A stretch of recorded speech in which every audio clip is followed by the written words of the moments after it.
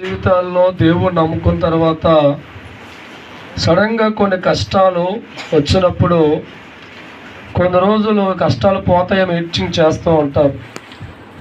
2 నెలలు గడిచినా 3 నెలలు గడిచినా కష్టాలు పోకపోతే ఒక మాట పలుకుతూ ఉంటారండి. ఏమనంటే, దేవుడా మాకెందుకు దూరంగా ఉన్నావు అనే మాట కష్టాల్లో ఉన్న మనిషి దేవుడి ముందు ప్రార్థించినప్పుడు మాట్లాడుతూ ఉంటారు. అయితే మనుషుల జీవితాన్ని దేవుడు వదిలేస్తాడా అని ఆలోచన చేస్తే, మన పరంగా చూసుకుంటే జన్మ తల్లిదండ్రులు ఎప్పుడూ కూడా బిడ్డల జీవితాన్ని వదిలిపెట్టేవారుగా ఉండరు. బిడ్డలే రెక్కలు వచ్చాక వాళ్ళు వదిలేస్తుంటారు. తల్లిదండ్రులు ఎప్పుడూ కూడా బిడ్డలతో జీవితం పంచుకోవాలి ఆశపడుతూ ఉంటారు. బ్రతికినంత కాలం కూడా వారికి ఏదో ఒకటి చేయాలి ఆశపడతారు తప్ప కలలో కూడా బిడ్డలు విడిచిపెట్టి వెళ్ళిపోవాలని కోరిక తలంపు తల్లిదండ్రులకు ఉండదు. ఈనాడు చాలామంది జీవితాలు కష్టాలు వంటి పరిస్థితులు వచ్చినప్పుడు వారు ఈజీగా పలుకుతున్న మాట, ఎందుకు మా జీవితానికి దూరంగా ఉన్నావు? దగ్గరగా నువ్వు ఉన్న వ్యక్తివైతే ఈ కష్టాలు ఇప్పుడు దాకా ఉండేయా, ఎప్పుడో తీరిపోయని చెప్పి వారు దేవునికి ప్రశ్నేశ్వరు మారిపోతూ ఉంటారు. ఒకసారి బైబిల్ చూద్దాం.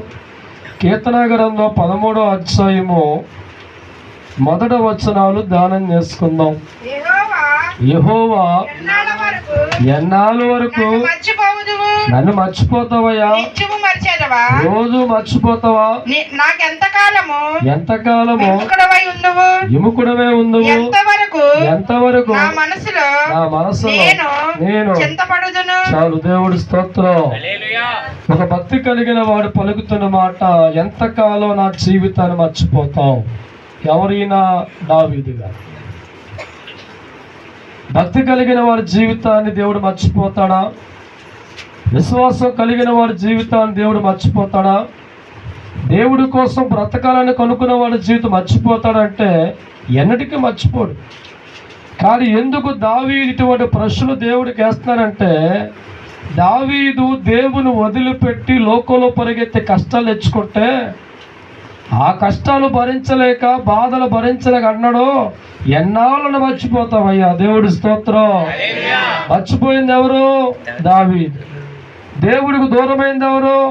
దావీదు. లోకాన్ని కోరుకొని, చెడు మార్గాన్ని కోరుకొని, చెడులో ఆనందం అనుకొని పరిగెత్తి దేవుడి విశ్వాసాన్ని వదిలిపెట్టి భక్తి జీవితాన్ని వదులుకొని లోకంలో పోయిన తర్వాత ఎన్నో కష్టాలు దావీదు జీవితంలో ప్రవేశించాయి.